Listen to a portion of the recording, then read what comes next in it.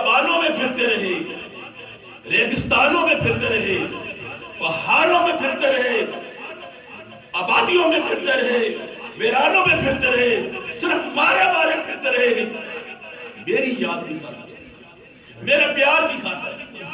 میری محبت کی خاطر، میری چاہت کی خاطر، وہ صرف اور صرف جب قیامت آئے گی، لوگ جنت میں جا رہے ہوں گے نا، انہی کے بارے میں پھر فرمایا، جب لوگ جنت میں جا رہے ہوں گے تو کچھ لوگ سر جھکائے کھڑے ہوں گے، تو وہ کہیں گے،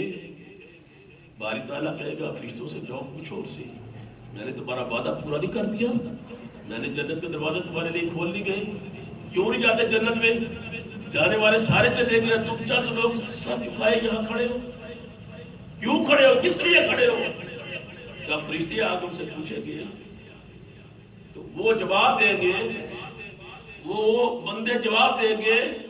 باری تعالیٰ ہم نے جو زندگی گزاری، جدوجہد کی، ہم نے تو لالچ کی بنا پر نہیں گزاری، ہم نے تو جنت کی لالچ نہیں کی، ہم نے حور و قصور کی لالچ نہیں کی، تو پھر باری تعالیٰ پوچھے گا بتاؤ پھر کیا تم چاہتے ہو، تمہاری منشا کیا ہے؟ کہا وہ کہیں گے، وہ اللہ کے ولی وہ کہیں گے کہ باری تعالیٰ ہم تو تیرے دیدار کے لیے بہت کچھ کرتے رہے، تو اپنا دیدار کروا دے، تیرا دیدار ہمیں ہو جائے، ہمیں جنت کی ضرورت نہیں ہے، ہمیں حور و قصور کی ضرورت نہیں ہے، ہمیں اور کسی شے کی ضرورت نہیں ہے، صرف تیرے دیدار کی ضرورت ہے۔ تو اللہ تعالیٰ کہے گا فرشتوں یہ جو میرے اور ان کے درمیان پردہ حائل ہے نا، اب ان کو اٹھا دو، میں نے اپنا دیدار کرواؤں گا۔